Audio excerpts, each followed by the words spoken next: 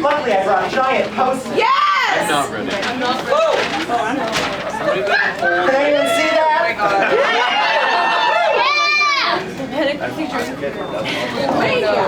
All right, so the first group of people that I dated is the Manic Pixie Dream Queers. Just so you know, I am walking backwards through my dating history, so these are going to be the people I've been involved with most recently, and there have been quite a few. You've seen them out in the wild, these Manic Pixie Dream Queers. They're skinny, they have like cute little freckles and like floppy hair, and they wear glasses, and they work at City O City.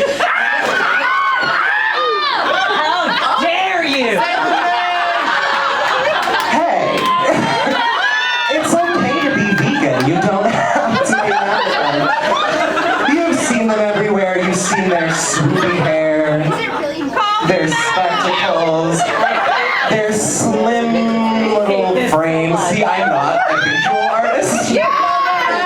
I'm a performing artist. I will not call them out directly. And as I said, this is a group of people. This is the last 10 or so people that I have been involved with. You find them, if any of you are on gay Tinder, like it's every other one. It's usually like a masked dude that like is involved in the army in some way, and then one of these guys that says, "Proud plant dad."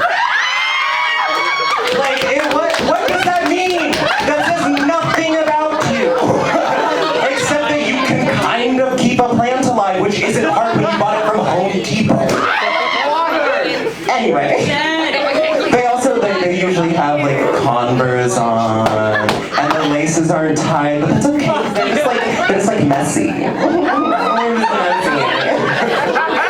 And you wonder like how can a messy person afford a 2-bedroom apartment in Lakewood, but it's their parents. It's always their parents. Now, when I was looking at the different types of love, the one that I thought matched up best was, of course, mania. I'm sure many of us have experienced it here. But when it comes to the types of love, mania describes fast, hot, burning, young love. Usually not very sexual in nature, but just, have you ever just fallen in love with somebody immediately? Never taken a single second to even think about it. You saw them from a distance, maybe you knew them through a friend or something, and you're like, that is someone I'm gonna fuck. And you become obsessed with them. You're on their Instagram every single day. You start learning what kind of hair products they use. Because maybe if you had similar hair textures and you're a little bit more white passing, they'd give you the time of day. And hey, they did.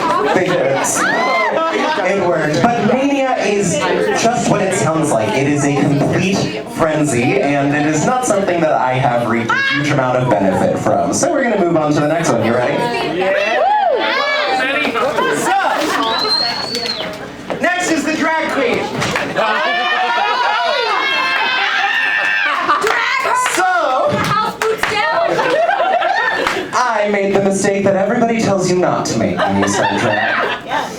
You really shouldn't date other performers. Cheer for that, because you really shouldn't. Everybody should. I mean, there are situations where it works. I mean, Sharon Needles in Alaska turned out great, right? But there is just something about getting two egos the size of a drag queen in the same room that just isn't going to work out. So here, you got a big hair, and maybe they even have a big heart. Oh, everybody's saying oh. But you know what else they are? Really big on not helping you with drag or your life in any way. They are just there to tell you you look pretty, or to tell you that, oh, maybe you should move aside while we're watching Miss Marvelous Maisel, or whatever the fuck. Oh, wait, we'll get some heels in here for stomping on my phone. I'm just kidding, guys. I ruined this one, I know.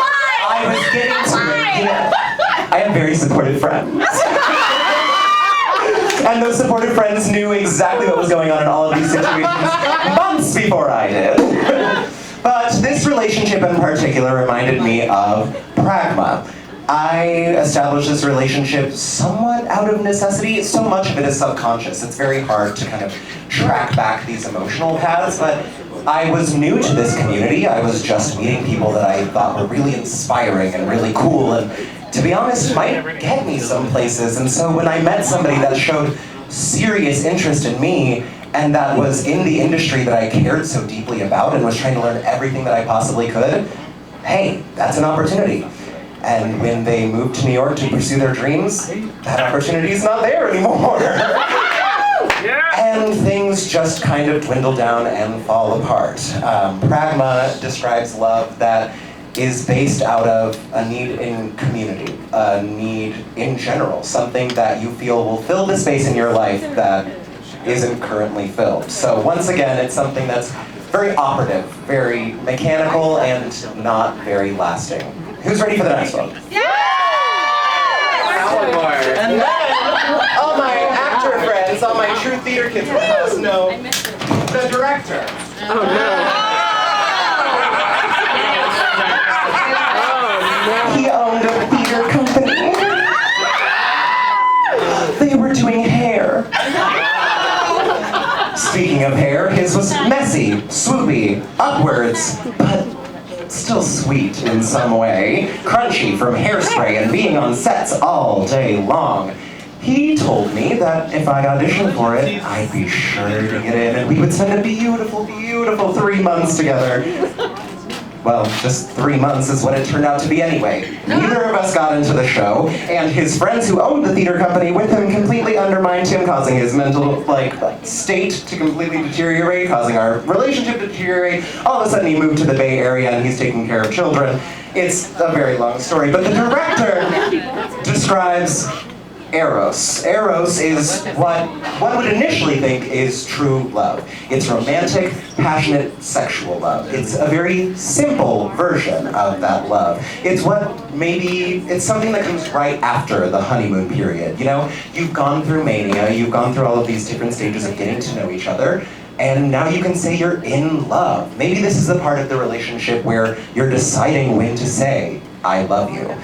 And it's great and all, and it can exist in nebulous, brief, ephemeral forms, but again, not sustainable, because eventually, one of you won't be able to uphold it. And I will save the rest of the story for later in the show.